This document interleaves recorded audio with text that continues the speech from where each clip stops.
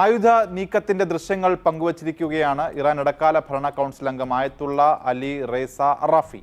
ഇറാനിലെ പല സാമൂഹ്യ മാധ്യമ ഹാൻഡിലും ഈ ദൃശ്യങ്ങളുണ്ട്.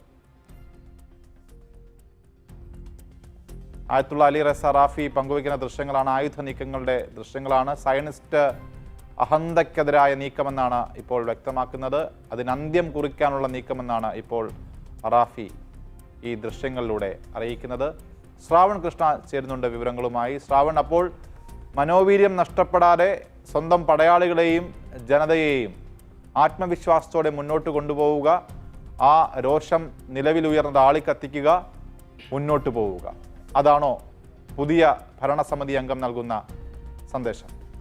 അതെ അനൂപ്, ഇന്ന് രാത്രി സയനിസ്റ്റ് അഹന്തയുടെ അന്ത്യം ലോകം കാണും, അതിന് സാക്ഷ്യം വഹിക്കും എന്നാണ് ഇപ്പോൾ ഈ ഭരണ നേതൃത്വത്തിലേക്ക്, ഇറാന്റെ ഭരണ നേതൃത്വത്തിലേക്ക് പുതുതായി എത്തിയ ആയത്തുള്ള അറാഫിയുടെ ഈ ട്വിറ്റർ ഹാൻഡിലിൽ നിന്നുള്ള പോസ്റ്റിൽ വ്യക്തമാക്കുന്നത്. ഈ സൈനിക നീക്കത്തിന്റെ ദൃശ്യങ്ങളോട് കൂടിയ പോസ്റ്റാണ്. അത് വിവിധ ഹാൻഡിലുകൾ, ഇറാനിൽ നിന്നുള്ള ട്വിറ്റർ ഹാൻഡിലുകൾ പങ്കുവച്ചിട്ടുണ്ട്. ഒപ്പം തന്നെ പശ്ചിമേഷ്യൻ രാജ്യങ്ങളിൽ, വിവിധ രാജ്യങ്ങളിൽ അംബാസിഡറായിരുന്ന KC സിംഗ് ഉൾപ്പെടെയുള്ളവർ എന്താണ് ഇറാന്റെ നീക്കം, ഇറാന്റെ പദ്ധതി എന്താണെന്ന ചോദ്യവുമായി ഈ ദൃശ്യങ്ങൾ പങ്കുവച്ചിരിക്കുകയാണ്. എന്താണ് ഇറാൻ ചെയ്യാൻ പോകുന്നത്? ഇപ്പോൾ തന്നെ പലയിടങ്ങളിൽ ആക്രമണങ്ങൾ, മിസൈൽ ആക്രമണങ്ങൾ ഉൾപ്പെടെ തുടരുന്നു.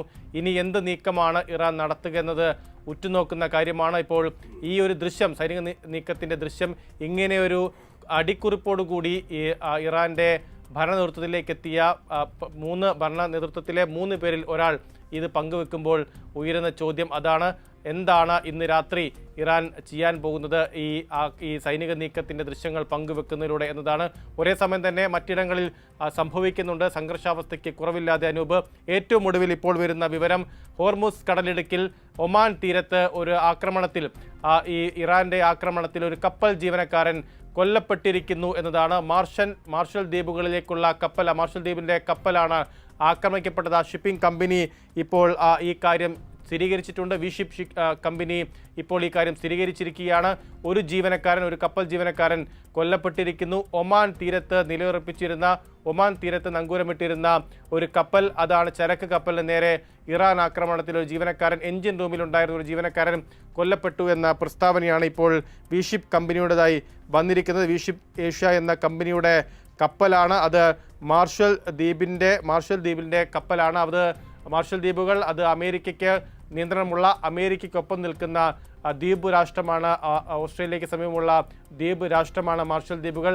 അവിടെ നിന്നുള്ള കപ്പലാണ് ഇപ്പോൾ ആക്രമിക്കപ്പെട്ടിരിക്കുന്നത്. നേരത്തെ ഇറാൻ അവകാശവാദം ഉന്നയിച്ചിരുന്നു.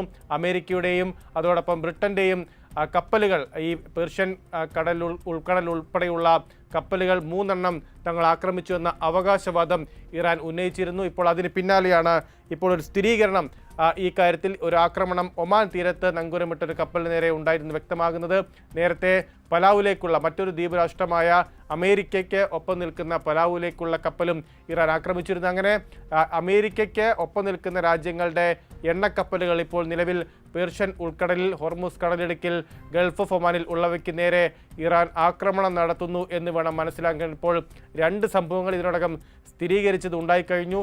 ഇറാന്റെ അവകാശവാദവും വന്നു കഴിഞ്ഞപ്പോൾ ആ കടലിടുക്കിൽ, ഈ പേർഷ്യൻ ഉൾക്കടലിലും ഗൾഫ് ഓഫ് ഒമാനിലുമായി കപ്പലുകൾക്ക് നേരെയുള്ള ആക്രമണം ഇറാൻ നടത്തുന്നതാണ് മനസ്സിലാക്കുന്നത്.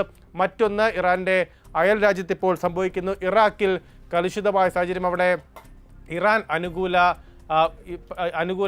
ഇറാനെ അനുകൂലിക്കുന്ന ആളുകൾ തെരുവിലിറങ്ങി അവിടെ സൈന്യവുമായി ഏറ്റുമുട്ടൽ നടത്തുന്നു, സുരക്ഷാ സേനയുമായി ഏറ്റുമുട്ടൽ നടത്തുന്ന വിവരം കൂടി വരികയാണ്. പലയിടങ്ങളിലും ആളുകൾ തെരുവിലിറങ്ങിയിട്ടുണ്ട്. ഇറാൻ അനുകൂലികൾ തെരുവിലിറങ്ങിയിരിക്കുകയാണ്.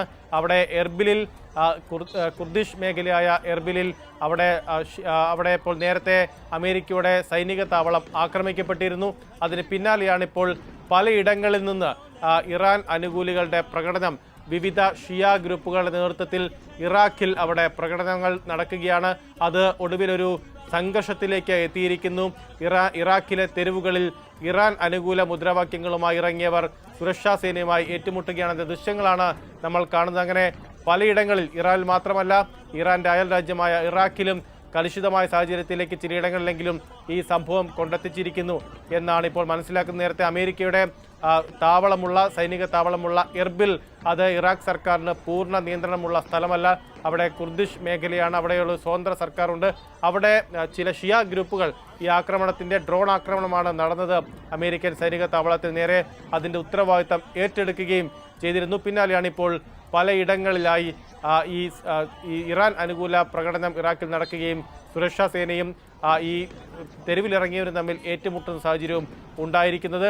ഒരേ സമയം തന്നെ ഈ പലയിടങ്ങളിൽ GCC രാജ്യങ്ങളിൽ ഉൾപ്പെടെ ആക്രമണം ഇറാൻ തുടരുമ്പോഴാണ് പുതിയ സൈനിക നീക്കത്തിന്റെ ദൃശ്യങ്ങളുമായി അവരുടെ ഈ പരമോന്നത ഭരണസമിതിയിലെ അതിലേക്കെത്തിയ ആയത്തുള്ള റാഫിയുടെ പോസ്റ്റ് അത് പല ഹാൻഡിലുകൾ പങ്കുവെക്കുന്നു. അങ്ങനെ ഒരു ചോദ്യം ഈ രാത്രി ഉയരുന്നു. ചർച്ചയ്ക്ക് സന്നദ്ധമാണെന്ന് ഇറാൻ ഒമാനെ അറിയിക്കുമ്പോൾ തന്നെ ഇങ്ങനെയുള്ള സന്ദേശവും കൂടി അവർ നൽകുന്നു. അനു, ശ്രാവൺ കൃഷ്ണയാണ് വളരെ വിശദമായി തന്നെ ഏറ്റവും പുതിയ വിവരങ്ങൾ പങ്കുവച്ചത്.